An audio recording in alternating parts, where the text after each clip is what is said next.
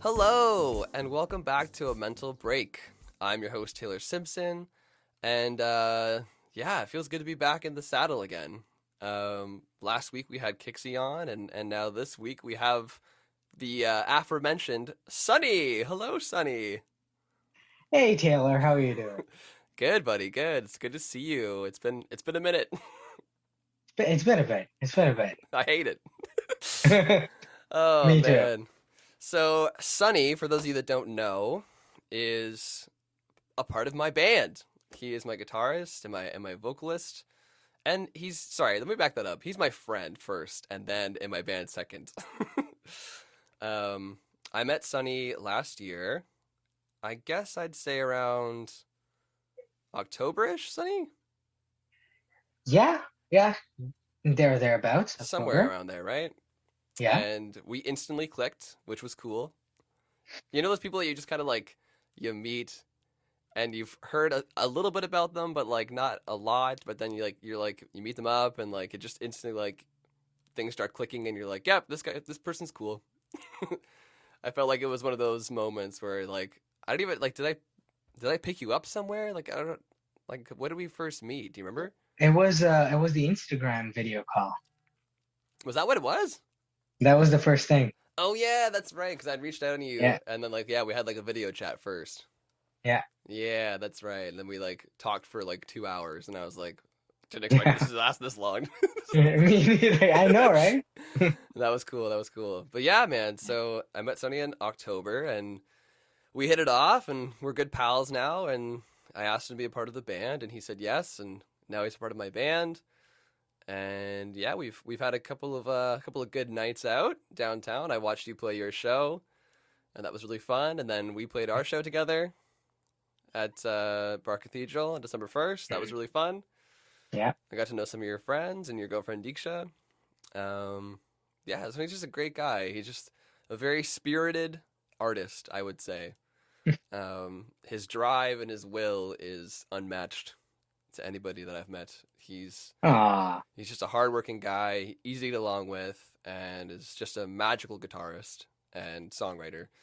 And I'm honored to know him as a friend. And likewise. thank you. And even more honored that he agreed to come on the podcast. I'm really grateful that you're here, Sunny. Like I said, I'm super glad you asked me, and especially to talk about this because it is important to talk about mental health. Yeah. Especially as artists. But more than anything, it's always a fun time chatting with you. Ah, shucks. Stop it.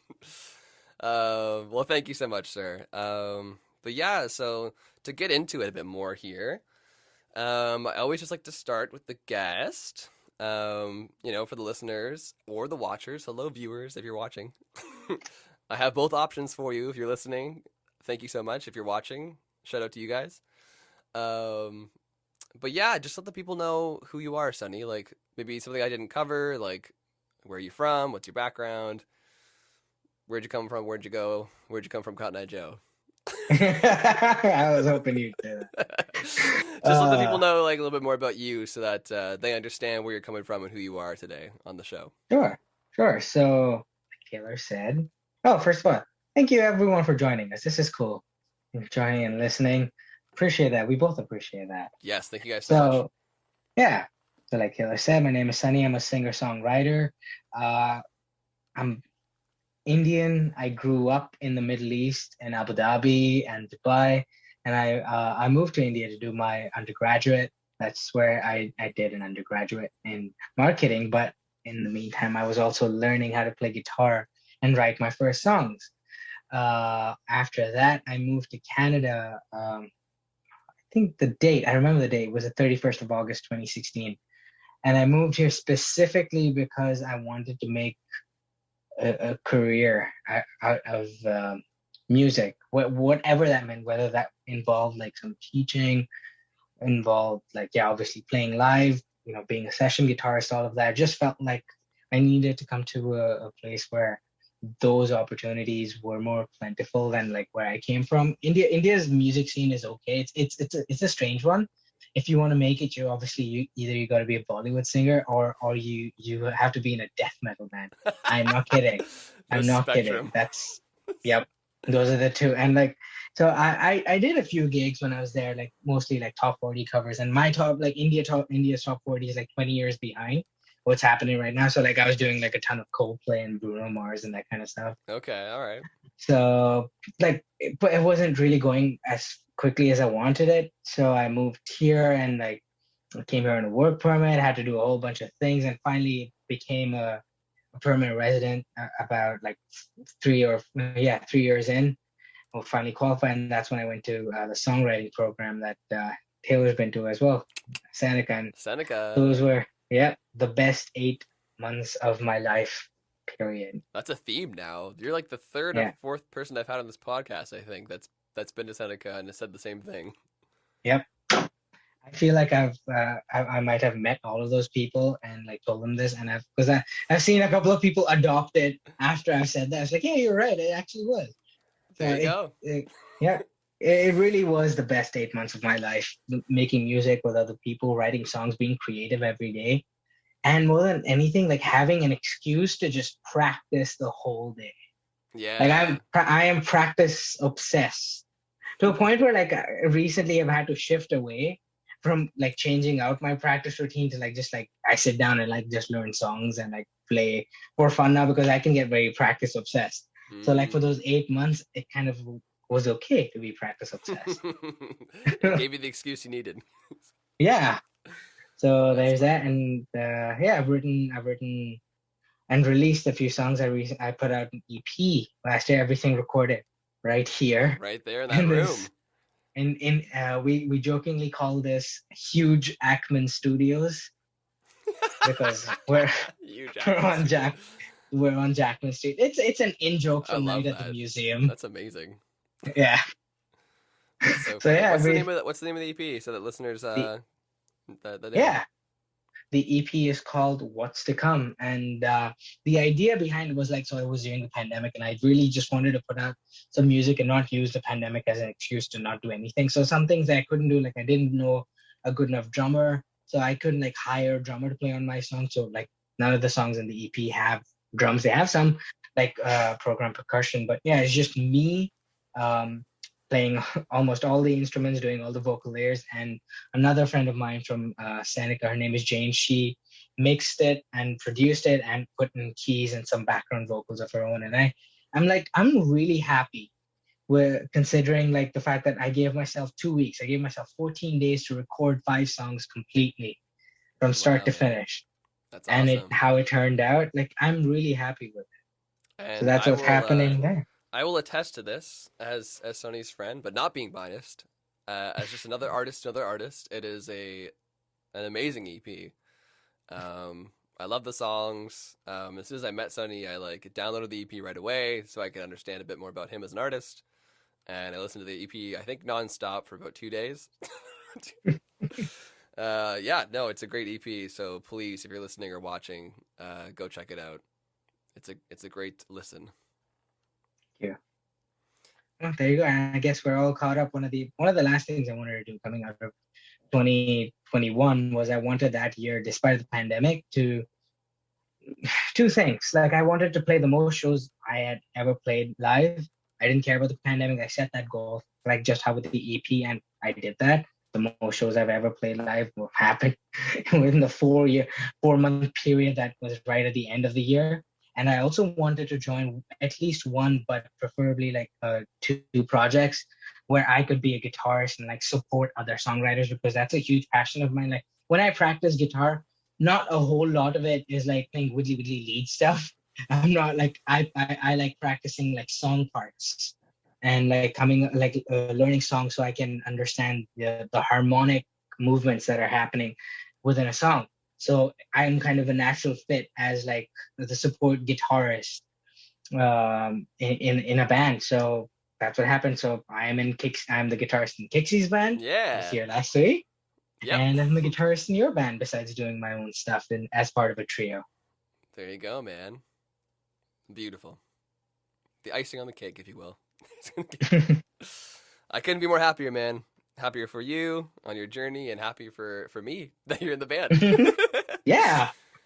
It was a great addition, and I really appreciate you coming on board, man. Your songs are so much fun. I'm just really happy to play them. Ah, thanks, man. Stop it. All right, Sunny. Well, thank you so much for diving into your life and Mm. sharing a little bit with the audience so they get to know you a bit better before we dive into the mental health stuff. That being said, I always like to ask the guest, during the episode before we get into it, Mm-hmm. how they're feeling today, and do they feel comfortable with talking about their mental health, and just a consensual kind of thing, like Yeah, that you're good and you're willing to talk about this kind of stuff. I am 100% feeling good and ready to talk about mental health. Beautiful, man. Thank you so much. All right, so my first question for you, Sunny, in today's episode about Sunny, is do you struggle with any mental health illnesses, man? Do you have any mental health illnesses that you deal with of your own?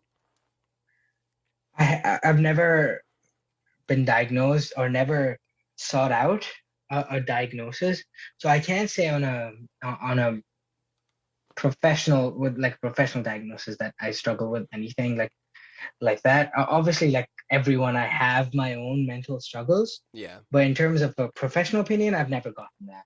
that's funny because you just answered my second question. My second question for you was, have you ever been diagnosed by a professional? And I guess no, obviously, Yeah, which is fine because yeah, actually on Kixie's episode it was the same thing. She answered the question before I said it. yeah. She was like, "No, I've been diagnosed." I'm like, oh, "Okay, well, there you go." And I'm sure that's the case for a lot of people. Unfortunately, like Mhm, they either don't have mhm, access to it, or or maybe they're just shy and they don't want to go mhm. find out. Or there's a multitude of reasons as to why people don't get a diagnosis, which is kind of sad Yeah, because like it should be more available to people, right? right. And it should be like there should be more access to it, more than Mhm, there is. mhm. It can be expensive sometimes too, man, It can to be get for sure. diagnosis, and people don't come from money, right? So Yeah, they just can't get one. They might want to get mhm, one, but they just can't do it, right? So, yeah, but I always say that like it's valid no matter what, no matter mhm, if you have a professional diagnosis or not. Like if you feel like you're going through something and it relates to mhm, something that you've heard of, or that maybe your friend mhm, experiences, or your parents, or a loved one, or whatever, mhm, and they identify with it as that, it's valid. Like however you feel is how you feel, right? mhm. Regardless of some sort of diagnosis. Yeah. Um, so that being said, Sonny, do you feel like you show any like symptoms of any sort of mental illness, or like what is it that you go through that you think, oh yeah, this is a mental illness? Um, I guess what comes close there are a couple of things that like factor into my mental state every now and then. What comes closest is this like constant feeling of um being not good enough. Like everything that I do is not enough. So previously that used to manifest in me like maniacally practicing as much as I could. More recently, actually, it's been the fact that like I'll do all of these things where like I'm obsessed with like my pedal board and like guitar gear and all of that. Like I'll put a lot of it together, and then I'll go and I won't play guitar for most of the day because I start thinking about like playing guitar. And this has happened more recently than not, like where I start thinking about it and like I kind of start feeling the pressure of like, okay, when as soon as I sit down, I've got to start making progress. I've got to like, what am I going to do? Okay, am I going to write a song? I've got to write a good song. Like, can't waste your time. What are you're just going to sit down and whittle away on guitar? So you can't do that. So you've got to practice. What are you going to do? What are your goals? And so Mm, like that kind of thing, like kind of thing has been pretty constant in my head of like feeling that this pressure that I put on myself, and it all kind of stems from I'm not good enough. I'm not good enough. Need to be better. Not good enough. So right. that's the biggest thing that like hangs over my head, the albatross around my neck, if you will. Yeah. It sounds So like a bit of self doubt. but there's tons of self doubt. Like uh, a lot of it used to happen even with my singing. Um, for the longest time, I was not comfortable with my singing voice, and again, I would practice a lot, but I would never record myself because I'd hated hearing myself back. Yeah. So for a long time, like that put me off doing any of my own music too. So it all kind of like threads into the fact that like I should be better than I am now. I should be better, or like if I'm like doing anything related to me, like if I'm listening to an album, I start thinking like, okay, what am I learning from this album right now? Okay, what are the guitar parts? And this is the first time I'm listening for pleasure, Right. and I've forgotten what that feels like almost. Because you've just been so over analytic of everything, I guess, right? Yep, yep. Wow, that's interesting, man. So, do you ever feel like you have like imposter syndrome? Like you feel like because you're not good enough at Eh, anything that you're like in a trying to way, be somebody that you're not? yeah, like where for me it manifests is when people ask me, "Hey, what do you do?" I hesitate to say musician. I'm like, See, yeah. wait, are you a musician? Are you a musician? Like, I don't know. That's why I spend a majority of my time doing music. And after last year, I can even say I made money doing music. Yeah, man. So like, so why can't I say that? That's where it manifests. It's tough, man. There is that sense of like that societal pressure or that like shame almost, of it not Mm, of not being viewed as a real job, quote yeah, unquote, yeah, like and I fucking hate that, man. I've always hated that and like it took me a while too, something to like come to terms with that and be like, "No, you know what? I am a musician. I'm happy to be one. I'm yeah, not your like white picket fence like 9 to 5 office job. Like I don't want that." yeah, yeah.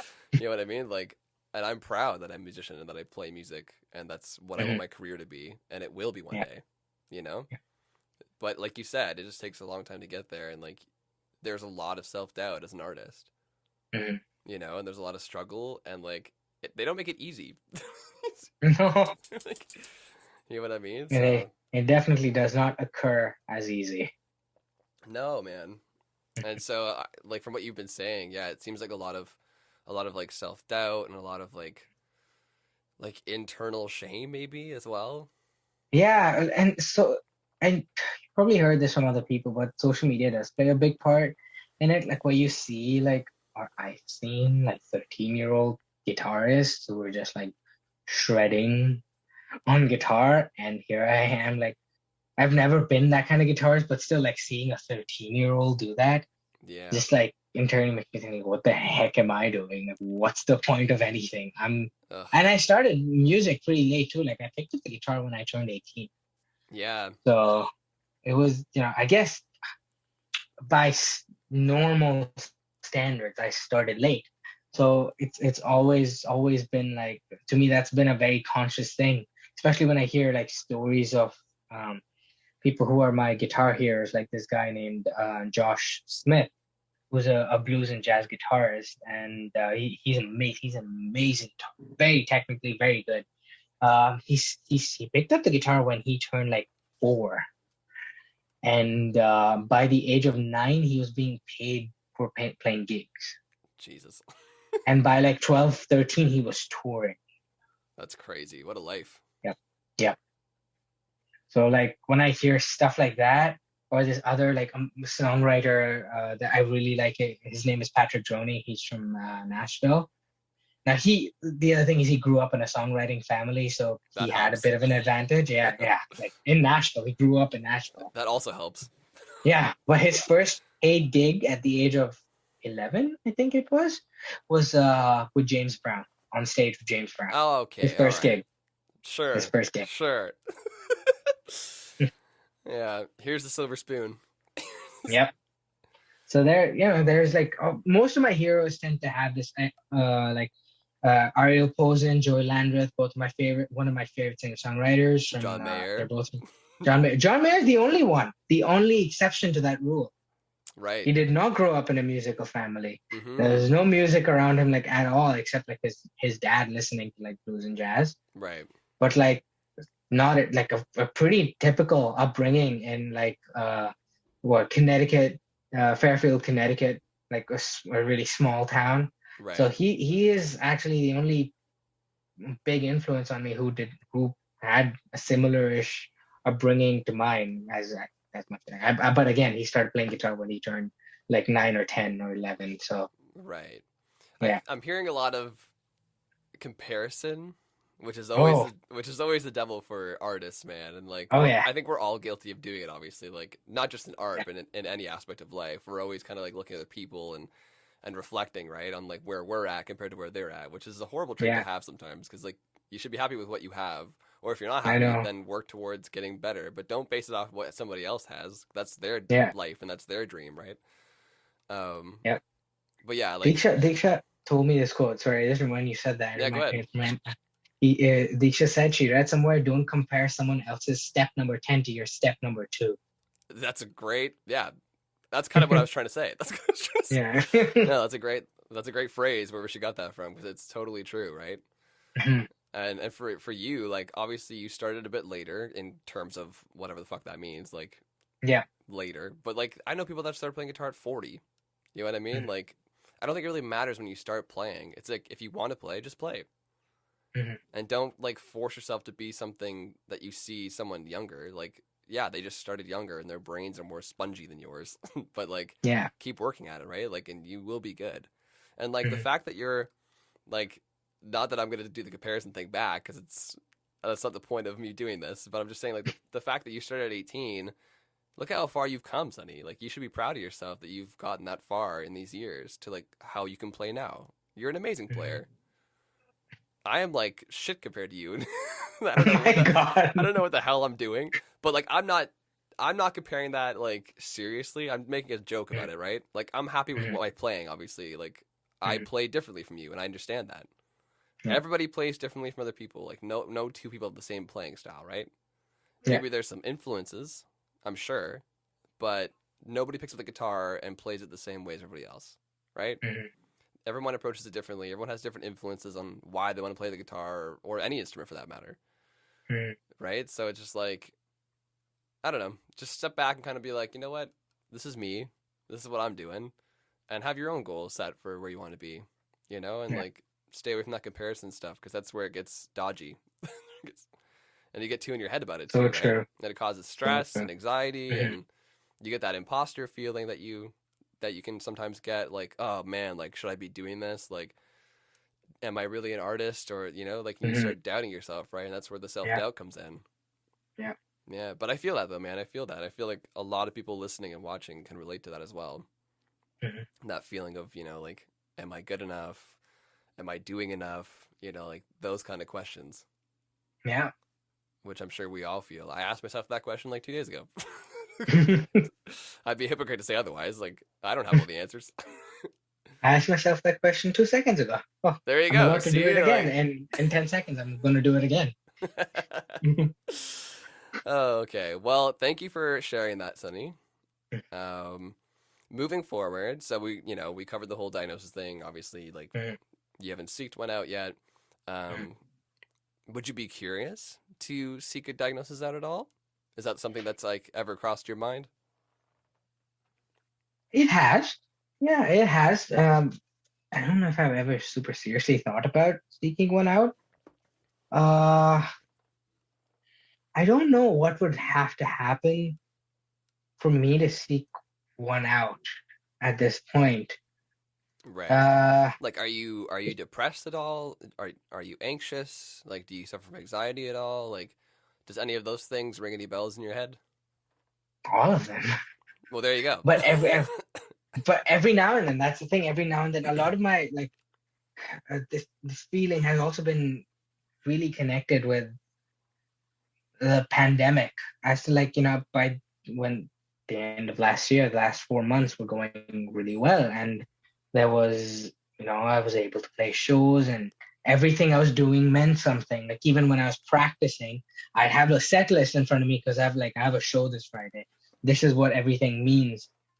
So as soon as that's been like I've had that, and then that's been taken away, that's kind of like really put me back into a space of constantly like questioning how I am spending my time. Right. It's also made me a bit lazy, which again I don't like. It's very anti-sunny to be lazy. Yes, So it very much is. if I can refer to myself in the third person, if that's okay. No, that's fine. That's Uh, fine. But yeah, I feel lazy, and I feel like I don't want to do it. I don't want to get up and play guitar and plug into the setup that I've like so carefully and lovingly created. And then I Yeah. feel bad. And I'm constantly like lying there on YouTube, or even like if I'm reading a book, I'm still constantly feeling bad. Like, why am I not playing guitar? Why do I not want to play guitar right now? Do I Right. want to do music? Do I not want to do music anymore? It's Yeah. like one question like starts this domino effect of like 100 questions. Yeah. Well, it just sounds like a vicious cycle too.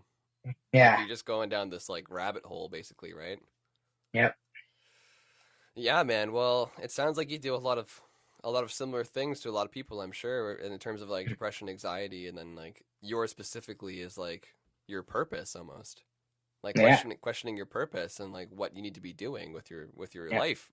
That's a huge question, Yeah. And you with my know? day, it's important like for me to like have my day scheduled out Yeah, so like and you have that like have things to do. yeah, exactly. You have that like that big picture that looms over your head, but Hmm. also like microscopically you have day-to-day things too. And it's like you're just trying to get by the fucking day.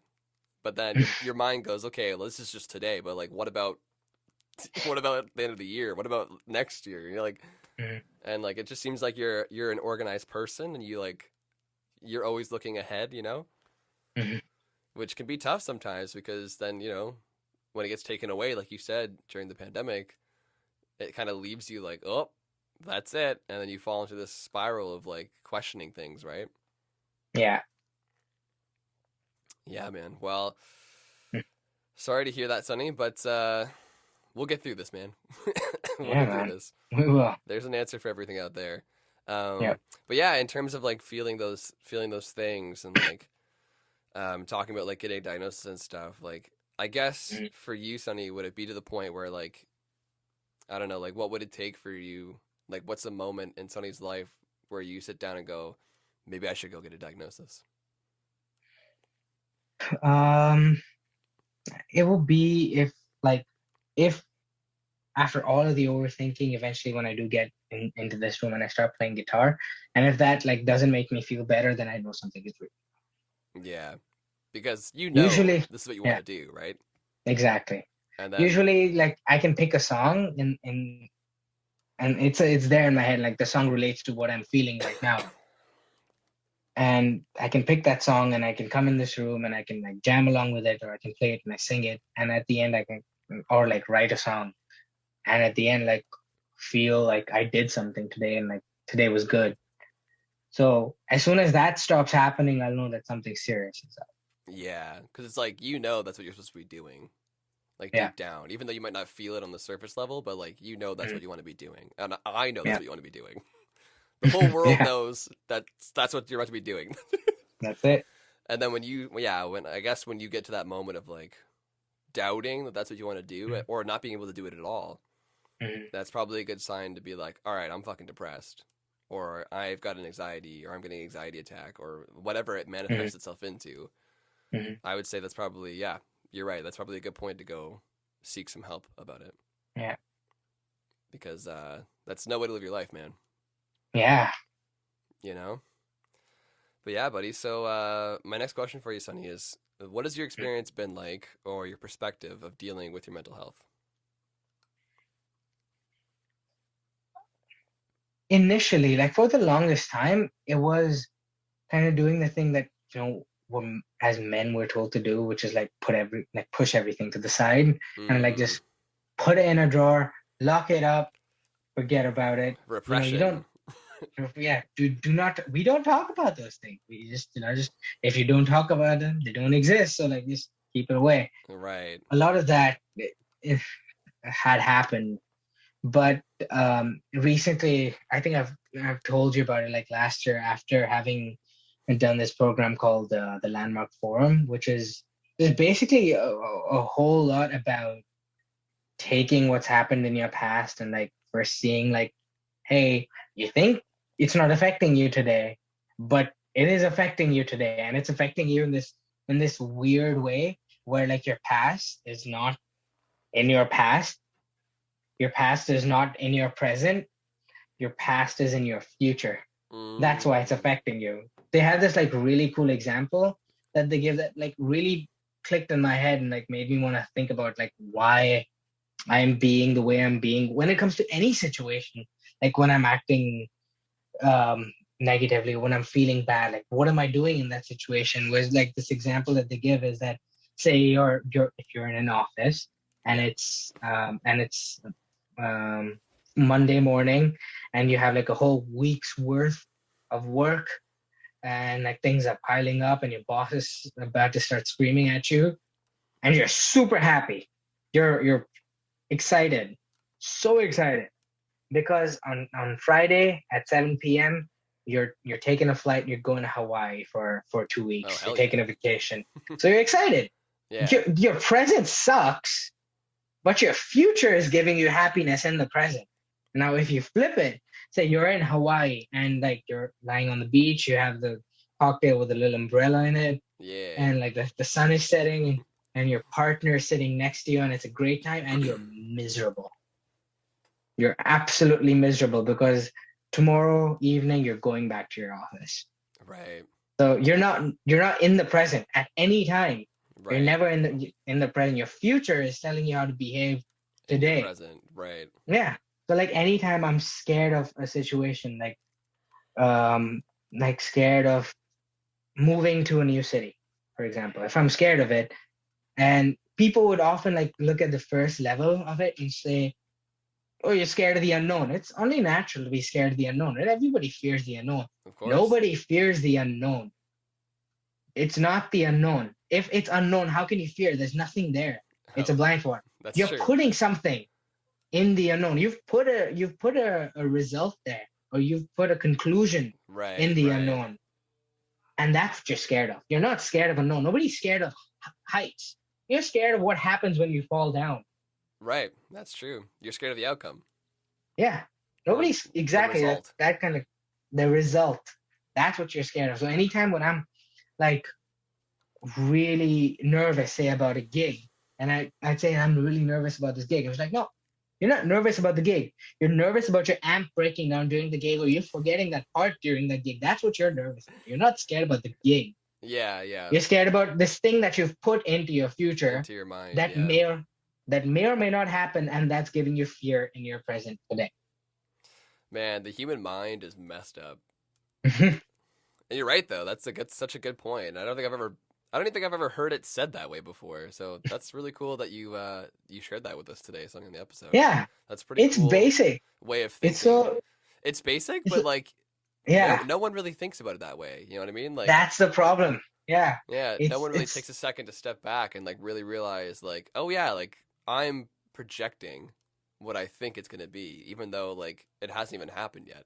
yeah, Which is exactly yeah. what you just said, but like just rephrased. But yeah, like wow, that's such a profound thought. It's like when you were in school in the first grade and you raise your hand and you get the answer wrong and everybody laughs at you and you say, I'm never raising my hand again. You've restricted yourself Yeah, right there. yeah, exactly. It Go ahead. Yeah, no, it's the same thing of like there's so many ways that we take our past and put it into not our present but into our future, and then like sit here in the present completely terrified of the future Right, that we've right. made up. Yeah, and this ties back to what you were saying about like repression, right? Like Yeah, putting all that shit that you didn't deal with in the past and burying it rather yeah, than deal with it at the time. yeah, And then, like you said, it that affects your present and your future. yeah. Because it's not buried. Nothing is buried. It's No, you it's can't. childish to think you've buried it and you've forgotten about it. No, you haven't. No, because It's gonna come up. all it takes is one thing to trigger it, and then it all comes back up again. Yeah, Right? You may think that yeah, you're over it, but then as soon as one thing pops up that's even remotely related to what you were dealing with before, can yeah, set the whole thing off in your mind again. It's like you never got over it in the first place yeah, because you didn't. yeah. So do you experience that, Sonny? Is that something that you dealt with or are dealing with?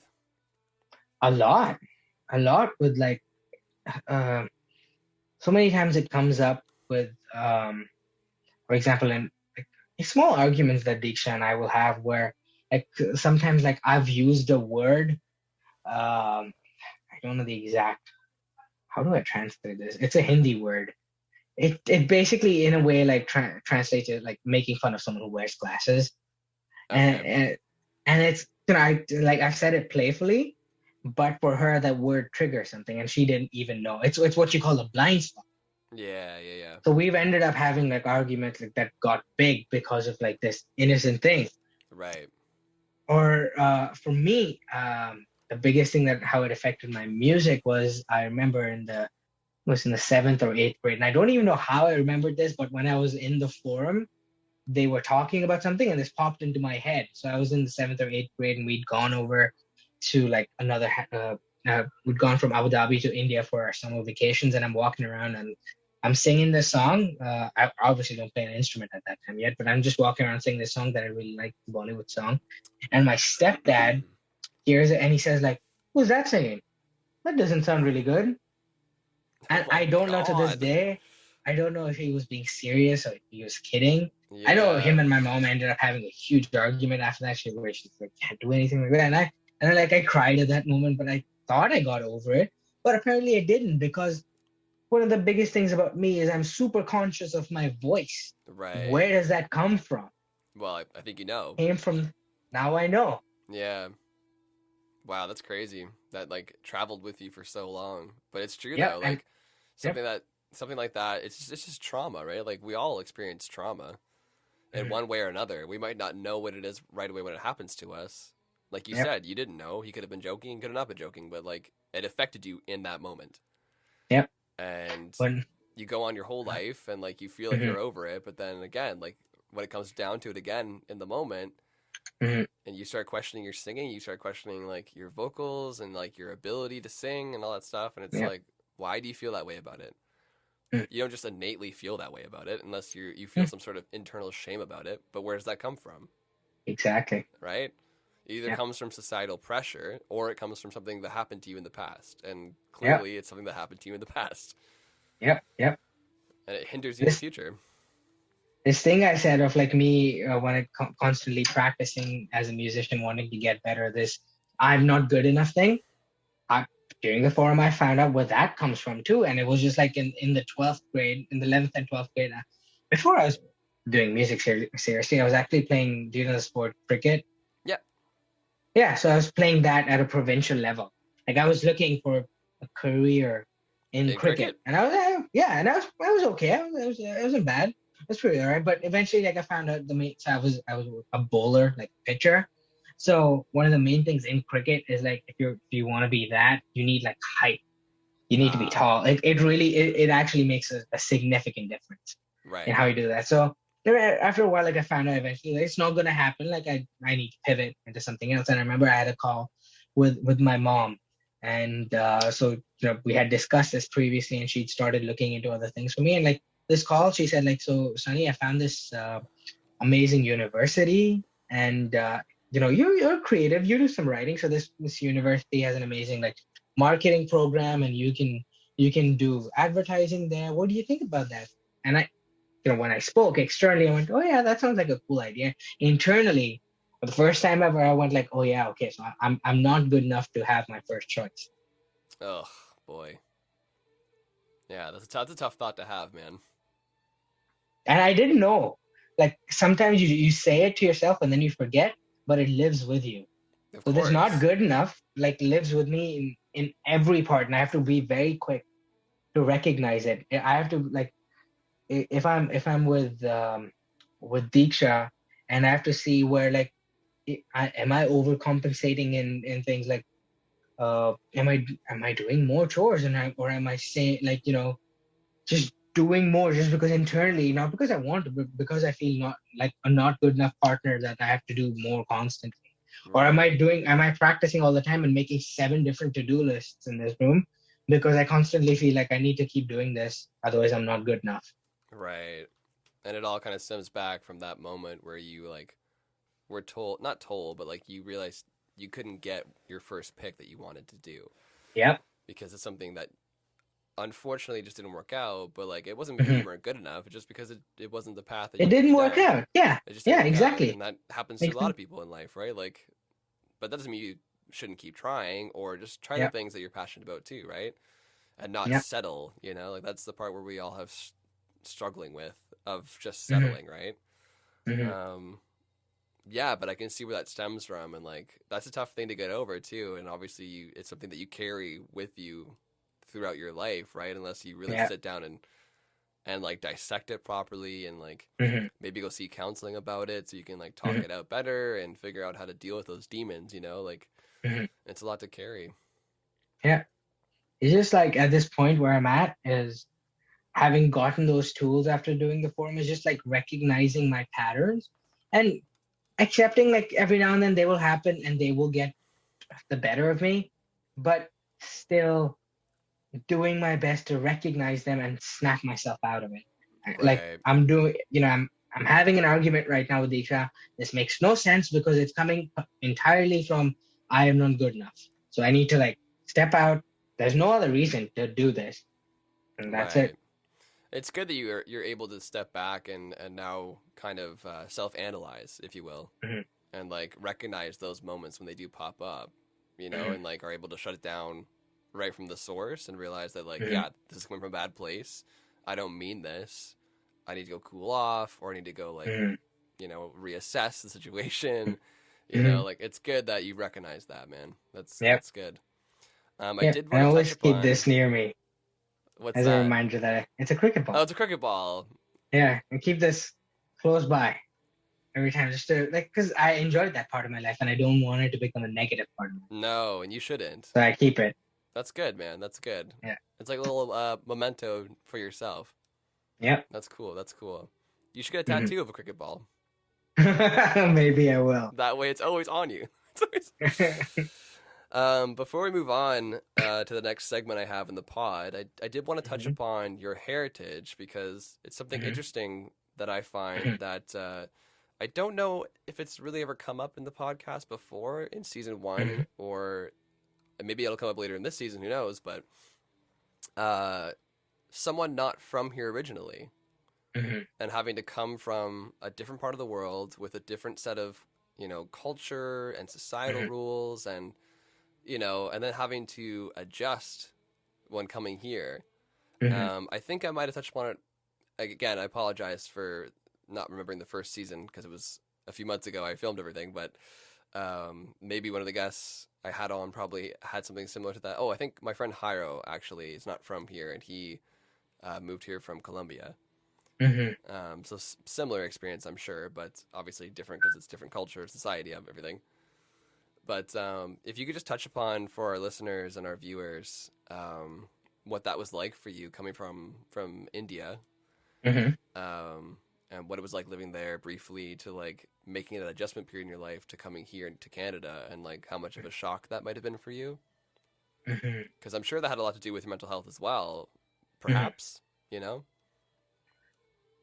So for me, one of the most interesting things was like I was expecting it to be a bigger shock than it actually was.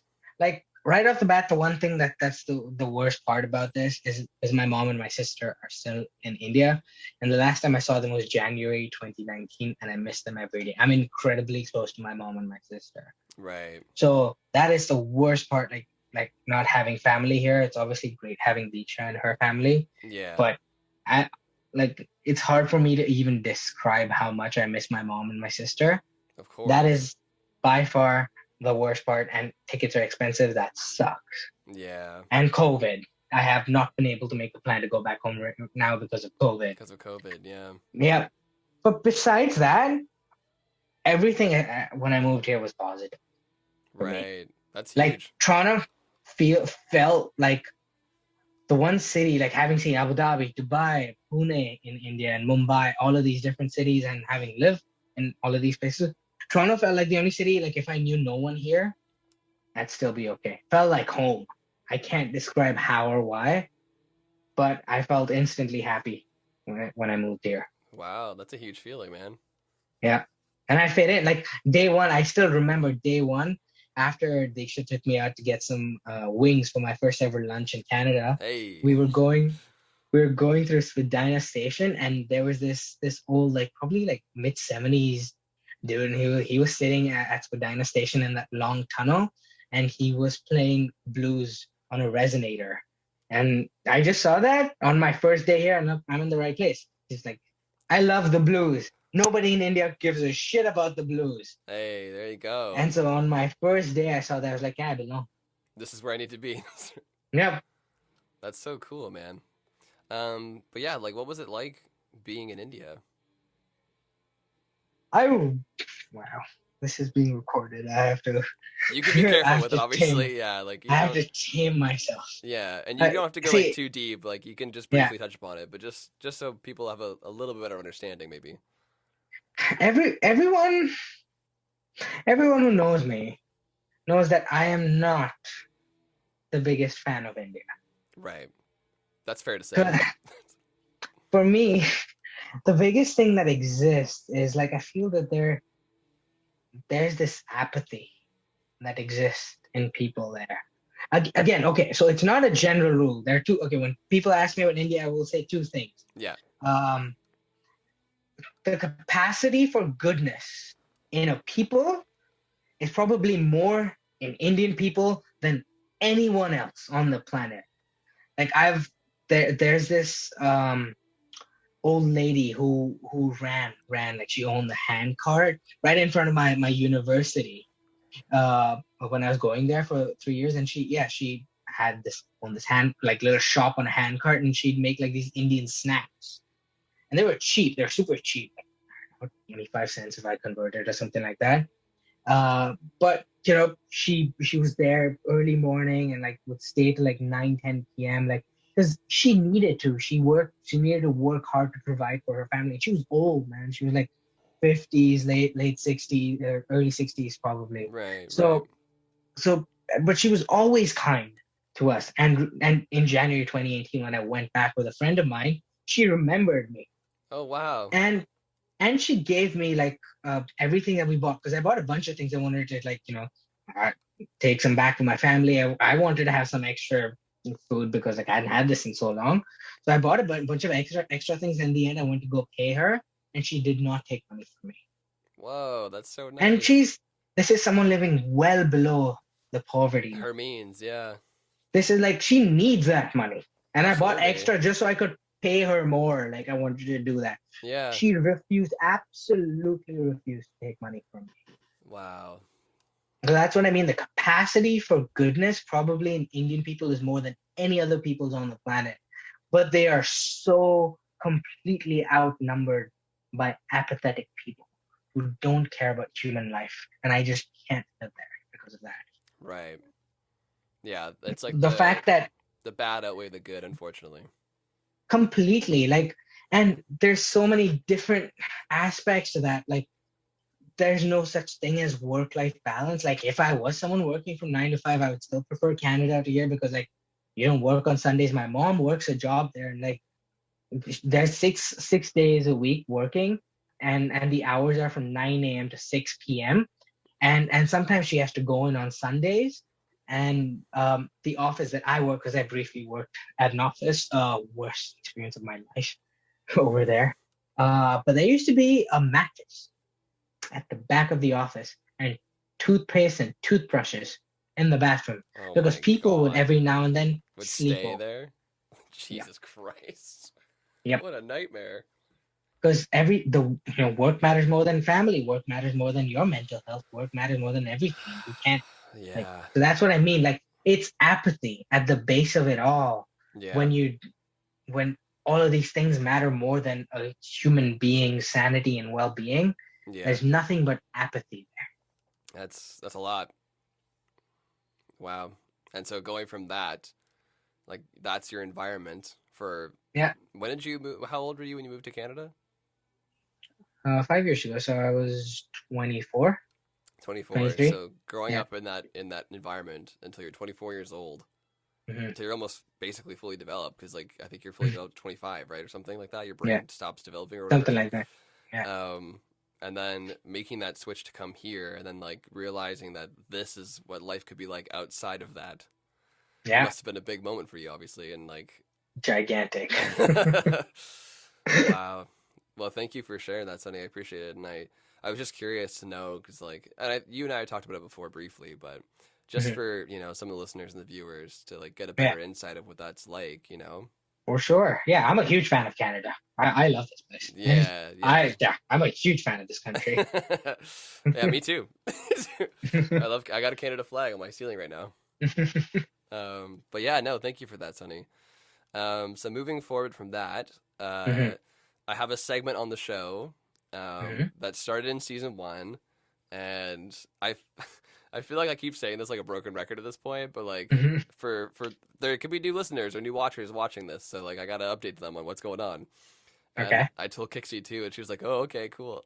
So Okay. I'll briefly tell you what the next segment's about, and then we'll get into it. Okay. So I like to call this segment the Real Reels. It was a joke title that I came up with in an episode back in season 1, and it stuck, Okay. and everyone likes it, so I can't You I can't take it away now. can't. That's You that's what can't change it. I can't change it now. That's what it is. It's called the Real Reels. And so basically, the Real Reels is the Mhm. segment of the show where it's like the most raw. You know, it's like Okay. I like diving in, and like only if the guest wants to. Obviously, I will never ever force anybody to go any deeper than they want Mhm. to. Mhm. But this is kind of the part of the show that's important to me because I feel like mental health. We talked about it off camera before we started rolling, Sunny, Yeah. about how important this is to me and a lot of other people. That mental health is spoken about more and made more accessible Yeah. and more normalized because Mhm. it's just so prevalent in today's society. Especially with everything going on in the world right now with COVID, like there's more people experiencing mental health illnesses than ever before. Mhm. And we've taken big strides. Don't get me wrong. Like in Canada and America and other countries that have taken strides in mental health, it's come a long way, obviously, and I am grateful for that. But there's still so many more strides that need to be taken. Like we've only just scratched the surface on what needs to be done. Mhm. Like there's still conversations that aren't being had. And Yeah. like people are scared to talk about it. And like that's fair because obviously society's made it that way of making it taboo or whatever. Mhm. And people are ashamed or carry this weight or whatever, or they feel like it's a burden or whatever, like from whatever angle you want to shoot it as. But it's my mission with this podcast to make mental health conversations more normalized, more Mhm. accessible, and just more on a day-to-day basis with anybody. Mhm. I want to Mhm. extend it past just your psychiatrist or your loved ones or your friends. I'm talking about like I want to go to a coffee shop. I want to ask the Mhm. person at the front, "Hey, how you doing?" And I want them to be like, "You know what, man? I'm not feeling too good. I got depression, I got anxiety, and I'm on meds for them, and whatever, right? Like that's the kind of conversations I want to have." Mhm. And so, sorry, that was very long-winded, but but No, man. that's kind Yeah. of my mission statement in this Mhm. in this segment in particular, and with the whole podcast in general. That's why I Mhm. started it in the first place, right? And it's why I have all my friends on because I like having these conversations with people that want to have these conversations and want to help me make this a positive space. Mhm. So, Sunny, in the Real Reels, there's only one question, and the question is, what are some of the hardest moments that you've ever faced in dealing with your mental health? Mhm. And you can go as deep as you want or not deep as you want. Like, Mhm. if you're feeling comfortable, you don't have to share. But this is just the episode. This is the part of the episode where I like to get deep, and like Yeah. and talk about things that aren't talked about on a daily basis. Mhm. So feel free to share whatever you want to share. One that really affected me happened again fairly recently. I think March of last year, April of last year. So it was when I was actually doing the forum. The landmark forum is a weekend and an evening. So it basically starts on the Friday, happens on until the Sunday. And one thing you're doing a lot during that thing is that you're calling people. You're calling and like clearing with people. So it was during one of those sessions I was thinking about my relationship with my mom. And this thing that popped into my head was like, hey, you know what? I don't like there's so many things I share with Diksha, like so many stupid things like this pedal does this. Like Diksha could come and point out my favorite guitar pedal on my pedal board right now because like I talk so much about this crap and like technical stuff that she does not need to know. But I'm Right. passionate about it. Of So I talk course. about it a lot. And some of it is proximity because she's here and she's my partner. Yeah. But I noticed I don't do like almost anything when it comes to music conversations with my mom or like talking about my music career. And like I told you, how immensely close I am to my mom. She's a single mom. She raised me and my sisters. She's a working mom. I respect her more than any person on the planet. Absolutely. But I never spoke to her about music specifically. And that was because internally somewhere I felt like she was unhappy the day I quit my job and went to do my program at the songwriting program at Seneca. I quit a full-time job because Right. I didn't need it anymore. I got my permanent residence. That was the only reason I was doing it. So I quit that job and I did the music program, and I felt like something changed there. Uh, so I noticed that I don't like tell her about when I have gigs coming up or what I'm practicing or like what guitar I buy or anything like that. And it's a huge part of my life. Like it's such a big part when like my birthdays come up or like something comes up and the says like, what do you want to get? It's hard for me to think of something that is not music.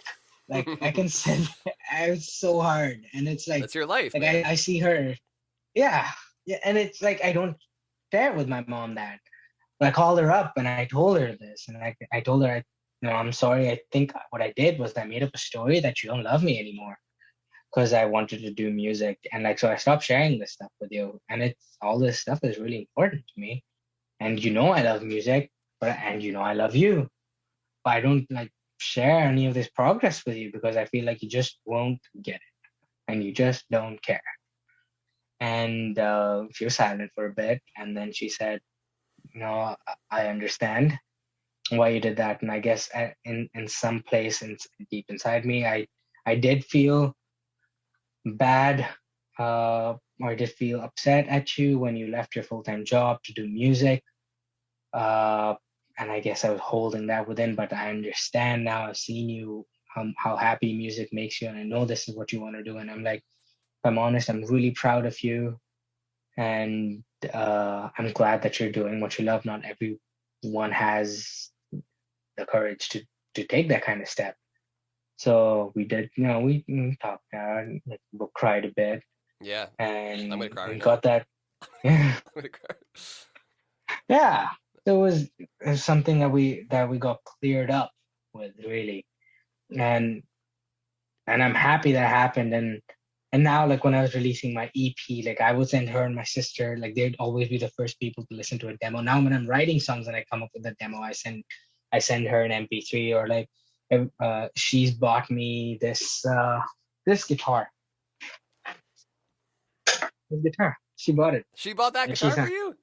she sent me the money to buy this is whiskey. So Oh wow, that's so cool, man. yeah, That's like one of your favorites, isn't it? it is. Yeah, you've seen it a lot. I have seen it a This is lot.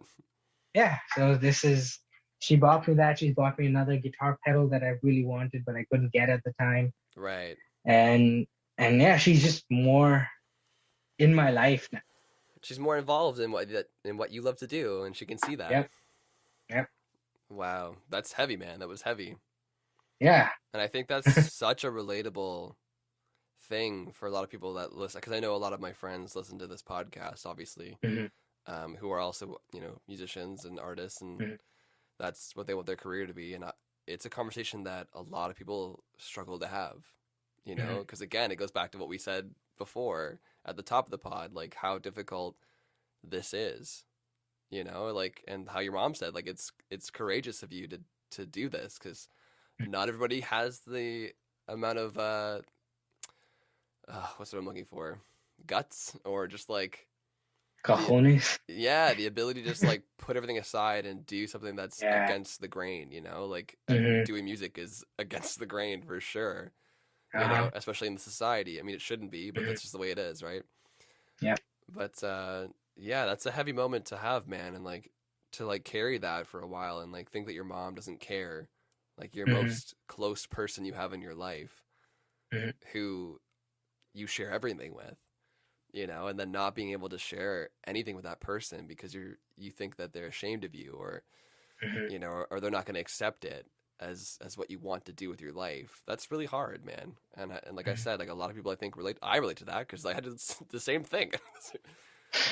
Like I had to go through the same situation of like that's why I almost started tearing up because like it was reminding me of like something I had to go through too, and it's just such a tough thing that artists have to go through, you know. Yeah. And you know what? Some artists don't get that. too, man. Like I'm super thankful for your mom turning the corner and supporting your art now, Hmm. and like that's a huge thing, man. And same thing with my loved ones, like they're all massive supporters, and that's they can see it makes me happy, and like I turn them around, and like now they're helping me, and they're always asking me questions about everything, so like they're more involved in Hmm. it, right? Hmm. Which I'm super grateful for, and I'm sure you are as well with your mom Yeah. and your sister and your family. But it's tough, man, because like there are people out there that don't get that and will never get that. Like their Yeah. parents will never accept it, or their guardian or whoever is their closest person that they want to share it with Hmm. sometimes won't get it, and they sometimes don't get that reassurance or that support, and that's super tough, man. Yeah. But if anybody listening to this or watching this is in that situation where they're an artist or a musician or anything in the arts for that matter, because it's tough no matter what spectrum of Hmm. the arts you're in. If you're listening to this and you are in that situation, don't let that deter you. I know it's easier said than done. I know I'm sitting here like, who the fuck am I? Like my family supports me, Sonny's family supports him, so like how do we possibly know? But like I'm telling you, man, like we went through it. And obviously we're lucky in the fact that we were able to convince them and that now they support us. And you might not have that happen to you, but don't let that stop you from doing what you want to do. Hmm. Like yes, it's difficult, but who knows? Maybe in a couple years they'll turn around. Maybe you will succeed, and I'm sure you will. And you just gotta keep pushing forward, and you'll play the biggest show of your fucking life, and then they'll see about it, or you'll paint the best painting you've ever painted, or whatever, and they'll see it and be like, "Oh wow, like this is serious to them," and then maybe they'll come around, you know, or maybe they won't, and who gives a fuck? That's their prerogative. You've got your own life to live, and just go for it. Life is too short not to go for it. Just do it if it makes you happy. Ultimately, is what I'm trying to say. Sorry, tangent there, but like, just so I get that point across. But Love Sonny, that. Life is too short to not go for it. it really is, man. It really is. But getting back to you, Sonny. Yeah, thank you for sharing that moment, man. I can imagine that was probably a heavy moment for you to deal with, Hmm. and a very hard moment for you to deal with, especially in terms of your mental health and like having to carry that burden. Yeah. Yeah, just having this weird disconnect where like I'm so close to my mom, but I don't tell her anything about the most important thing in my life. Yeah, that's scary. Mm. That's scary. Is there any other things that you want to touch upon, like any hard moments in your life outside of that one? Yes, the one besides that is this constant ongoing thing of the not good enough, and it really does rear its head more and more often. Like now that I'm beginning to notice, I kind of see how often it shows up, and it's that I think is the ongoing battle of my days and months and weeks and all of that is just to like constantly like not put myself down, whether that's in like me practicing or me like in my relationship with Dicha, just like in whatever way, just seeing that no, I'm not only am I good enough, I'm good what I am. Right. Well, thank you so much for sharing that, Sonny. I'm sure the listeners and watchers can appreciate that and hopefully get something out of that if they also experience something similar to that. Mhm. Of Um, yeah, and thank you for letting us in and course. sharing those moments, man. But yeah, so moving out of the real reels, let's get to a lighter note. Okay. So this segment is called the Rainbow segment. Alrighty then. So this is a part of the podcast where it's like, we're coming out of the darkest moments in our lives. Mhm. Hopefully, obviously, life is an ever going train that's, you have bumps and stuff, obviously, but you know, looking forward and reflecting and stuff like that, and like just Mhm. moving forward out of the darkness, hopefully. Yeah. Um, so yeah, the rainbow segment. First question is, are there any positive things you've discovered or still finding out about dealing with your mental health?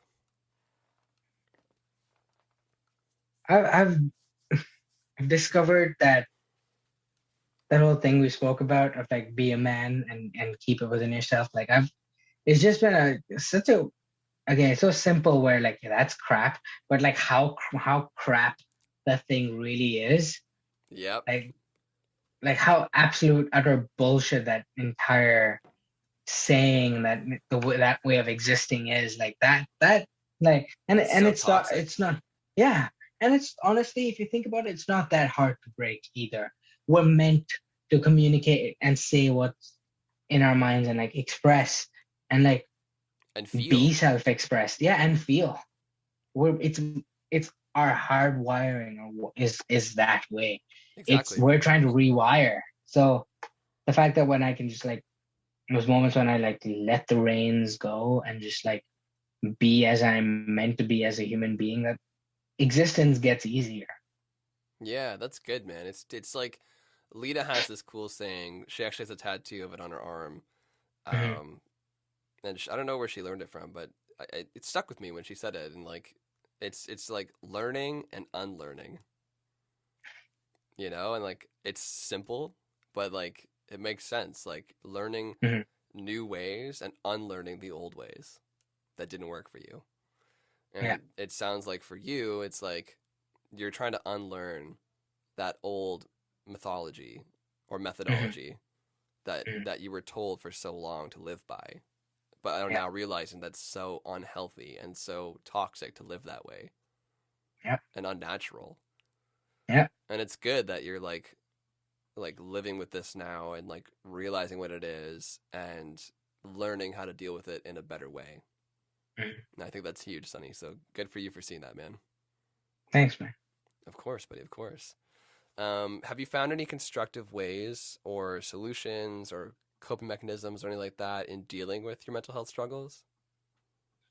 I mean, I think we touched What? upon it Yeah. basically, but if there's any Yeah. other Kind of. ways or you want to get into it more, like let me know. But yeah, Yeah. Um. One thing I do. I feel like so many of my things I do. I honestly got out of the forum, but that's just because I connected with it. So you remember how we spoke about um, how, this bad thing we do where we put the past in our future and like make the future as if it's going to be bad. So once you see that, and if you can like remove the past from your future and like put nothing there, then you can do this thing called creating a possibility because something needs to be there. Otherwise, we'll keep putting the past back in there and like start making our future seem bad again. So right, one of the exercises that I got is like to create a possibility, as in, um, for example, like for the longest time, I was really unsatisfied with my health and my fitness. Like Diksha and I worked out every morning, but like I wasn't happy with the results I was getting. So constantly like demotivated and angry and upset at myself. So right, so I saw like how I was being was that, right? I was being demotivated, motivated, I was being angry, and I was being inconsistent. So that was giving that way of being was giving me myself in the present. So once I remove that, when you create a new possibility, that's what you put in the future. So the possibility I created was to be in the discovery of my body as I work out, like what it will look like. Hey, I don't know, like I might work out 5 days a week this week, and like my body might look the same. I might look the same. I might feel better. And then the next week might be 4 days because I couldn't go for one day. And the week after that might be five again. So right, the fact that not attaching a predetermined result to the future and rather just like leaving that be and putting an open possibility there, like the possibility of being in the discovery of your body means like every workout session there's a possibility for something new and cool to happen. It may or may not, but it might. It's a better right. way of looking at things rather than like just being depressed about like nothing's going to happen if I work out. No, for sure, and it's definitely more motivating too.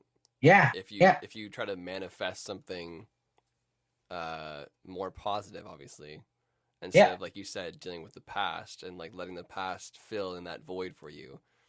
Like yeah, remove that past filling the void and fill that void with mhm, something that you want to manifest. Yeah. and then it'll become easier in time. That's it. Obviously, it takes time and Hmm. practice. I'm sure it doesn't just happen Yeah. overnight. Hmm. So be patient, but I'm sure with practice, manifesting that good thing in front of you will make you want to do something more, right? Yeah. Rather than Yeah. predetermining a result like we talked about. Yeah. Exactly.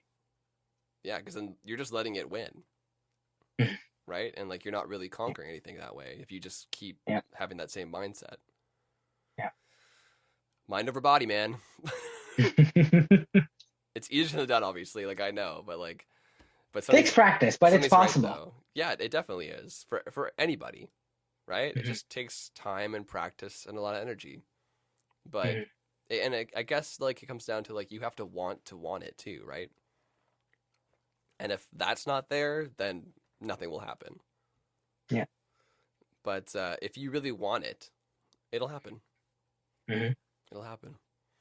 No, that's great, Sunny. That's such a good methodology and such a good way to go out before we hit that last question of the pod. But yeah, that was really nice, and thank you for sharing that. I hope Of the course. listeners and the watchers, watchers, viewers, you guys in the camera. I hope you guys can take away what Sunny said. That's really cool. So thanks for sharing that process with us there, Sunny. Sure, man. Thank you for asking. You got some like really good questions. Made me Thanks. think. I try. I try. Um, but yeah, that's great. Are there any other methods you want to talk about, or should we go on to the next question? The only other method I think more would be like, I guess this is specifically to anyone who makes a ton of lists, because I do that a lot. Like Mm-hmm. you can't see it, but there's one there right on my door over there. Yeah, yeah. I got one right here Th- next to me. Yep. And then I have another one here, and then there's another one that is in this book here. So I tend to make a lot of lists and to-do lists because I want to accomplish so much. Yep. After a point, just let it go, and then create a top three or a top two. Like I used to put 7 different things on my list. Then I simplified, like, okay, let's do 2 things. Let's give ourselves a break, and also let's be realistic. Because at the end of the day, if everything is not done, you're just gonna break yourself and be Yes. hard on yourself. So Absolutely. don't give the opportunity for that. So like make a list of things that you actually like you really want to accomplish. Mm-hmm. And also right next to that list, write down how much time that thing is going to take and put it in a schedule. And if you can't do that, then that thing is not important enough. That's very true, man. That's a good way to say it, for sure. And it's funny you mentioned that too, because I've gotten better at it too now, because I was also very guilty of writing a fuckload of lists. And then, but that's the problem. Like, you create all these lists, and like it overwhelms you, and you never get anything done, right? Because then you just see it, and you're like, nope, and you just walk away, and then nothing gets done. Yeah. So what I've learned now, and I actually doing this podcast has actually really helped a lot too, because like talking to so many different people and different backgrounds and how they experience things, and it's like it's really helped me like sit back and relate to them and like create a new system for Mhm. myself, right? Anyways, long-winded story again, but basically how I to piggyback what you were saying with what you said, because I agree with everything you said. Yeah. For me personally, and like this might help people as well, is like I create. Usually live month by month, Mhm. or well, actually, I live day by day. But like at the beginning of the month, I have like an idea of what I want to get done in that month, right? And Mhm. so I have two segments of a list. I have a list with big goals that I want to get done in that month. Realistically, Mhm. obviously, I'm not going to shoot for the stars. I keep it very prioritized. Mhm. And I break down those goals into mini goals. And then I put those into a day planner. Mhm. So that instead of me looking at this ginormous fucking goal it's gonna take way too much time, and it's not unfeasible, but just like it's daunting, Mhm. and like you said, putting the past in the future and like shutting myself down right away before I even start to begin it. I break it Yep. down into days and just do a piece of it each day. Mhm. And then by the end of the month, I've done all those pieces and I reach the goal. Mhm. Right? So it's just all about like prioritizing, like you said, and like figuring out what's important and what needs to be done.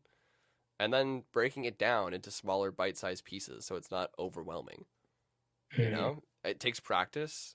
I'm not perfect at it, obviously. Like I'm still learning, but like I found that method helped me a lot in organizing. So Awesome.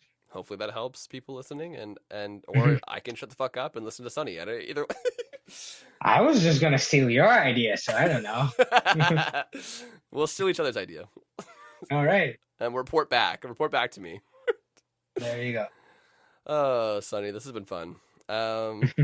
Yeah, I mean, basically, the last thing I have for us, Sunny, is just any final thoughts or feelings. It could be a message of hope or any advice for people dealing with similar things as yourself, or just any final message you want to give out to the people listening and watching.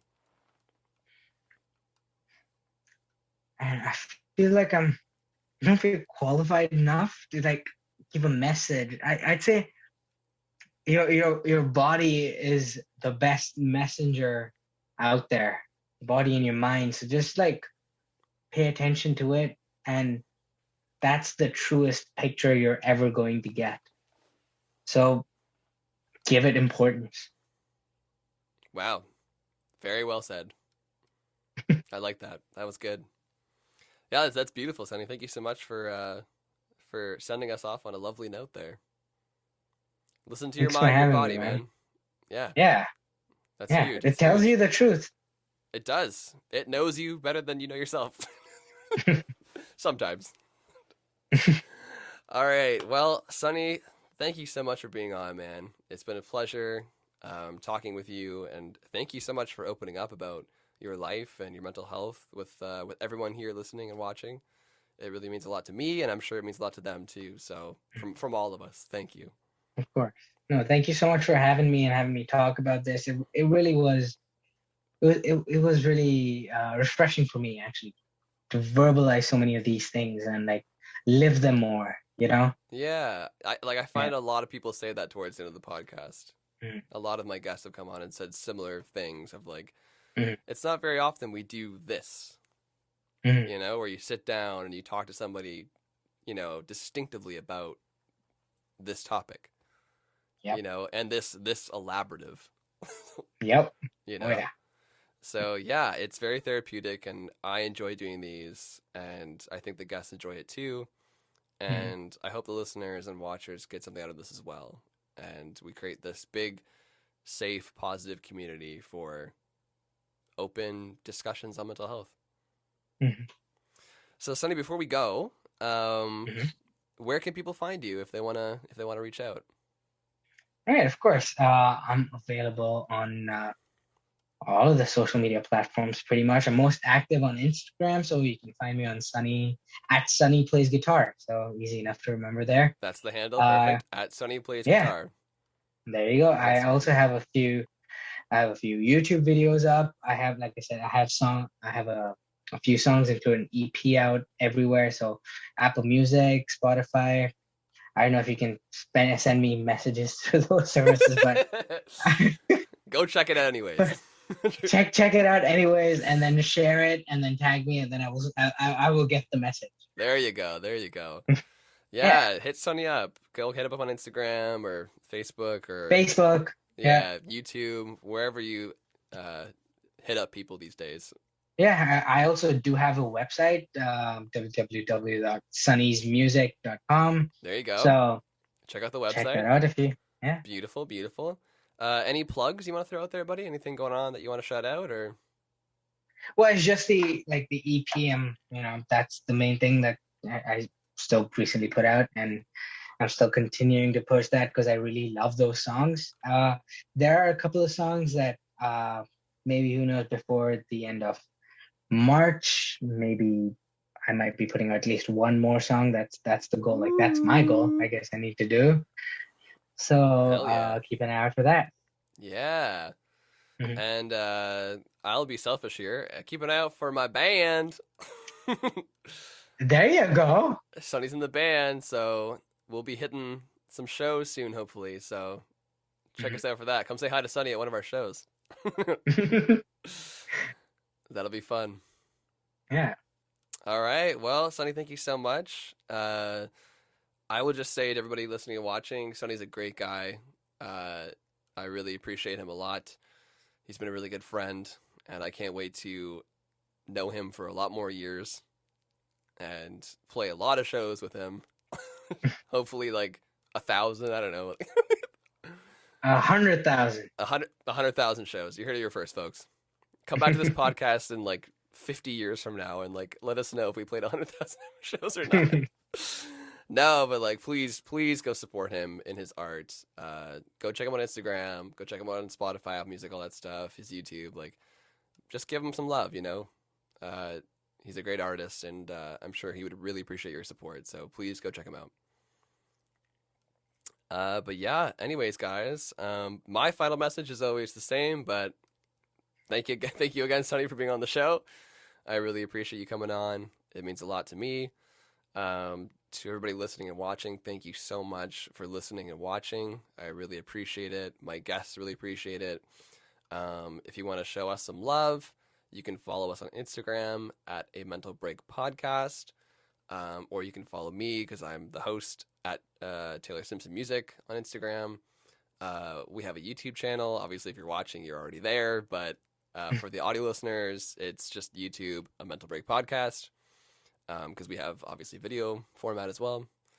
Yeah, and like please give it a like on Spotify or Apple Podcasts or wherever you listen to it. Follow it, write a review. That helps with the algorithm and stuff. I would really appreciate that. Yeah, drink some water. Get your booster if you want to get your booster shot. Whatever, I don't care. Do what you want to do. Wear your mask. Turn to somebody to the left of you or the right of you or in front of you or behind you or diagonally to you or whatever, and tell them you love them.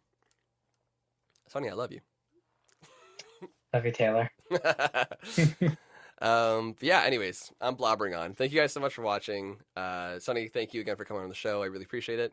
And stay tuned to the next episode of A Mental Break. Bye, everybody.